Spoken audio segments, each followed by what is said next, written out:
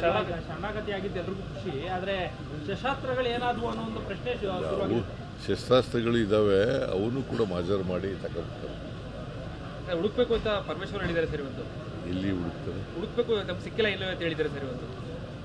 ಗೊತ್ತಿದೆ ಎಲ್ಲಿದ್ದಾವೆ ಅಂತ, ಮಾಜರ್ ಮಾಡಿ ಅದನ್ನ. ಶರಣಾಗತಿ ವಿಚಾರ ಸಾಕಷ್ಟು ಪರ ವಿರೋಧ ಚರ್ಚೆಗಳಾಗ್ತಿದೆ ಸರ್. ಬಿಜೆಪಿ ಅವರು ಸಿಎಂ ಅವರ ಕಚೇರಿಯಲ್ಲಿ ಶರಣಾಗತಿ ಆಗಿದ್ದು ಸರಿಯಲ್ಲ ಅಂತ. ಬಿಜೆಪಿ ಅವರು ಯಾವತ್ತೂ ಕೂಡ ಅವರು ನಕ್ಸಲೈಟ್ಸು ಇರಬಾರ್ದು ಅಂತಕ್ಕಂಥದ್ದು ನಮ್ಮ ಉದ್ದೇಶ. ನಕ್ಸಲಿಸಮ್ ಇರಬಾರ್ದು, ಯಾವುದೇ ಹೋರಾಟ ಶಾಂತಿಯುತವಾಗಿರಬೇಕು, ಶಸ್ತ್ರಾಸ್ತ್ರಗಳ ಮೂಲಕ ಹೋರಾಟ ಆಗಬಾರ್ದು ಅನ್ನೋದು ನಮ್ಮ ನಿಲುವು. ಹಿಂಸೆಗಳ ಮುಖಾಂತರ ಹೋರಾಟಗಳು ನಡೀಬಾರ್ದು, ಶಾಂತಿಯುತವಾಗಿ ಹೋರಾಟ ನಡೀಬೇಕು. That is what Baba Saheb Ambedkar ಅವರು ಹೇಳಿದ್ರು.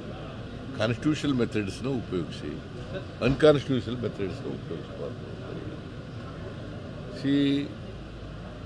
ಅನ್ಯಾಯಗಳನ್ನು, ಶೋಷಣೆಗಳನ್ನು, ದೌರ್ಜನ್ಯಗಳನ್ನು ಪ್ರತಿಭಟನೆ ಮಾಡಲಿಕ್ಕೆ ಎಲ್ರಿಗೂ ಹಕ್ಕಿದೆ, ಸಂವಿಧಾನನೇ ಕಲ್ಪಿಸ್ಕೊಂಡಿದೆ. ಆದರೆ ಕಾನೂನನ್ನು ಕೈಗೆ ತಗೊಳ್ಳಿಕ್ಕೆ ಯಾರಿಗೂ ಅವಕಾಶ ಇಲ್ಲ.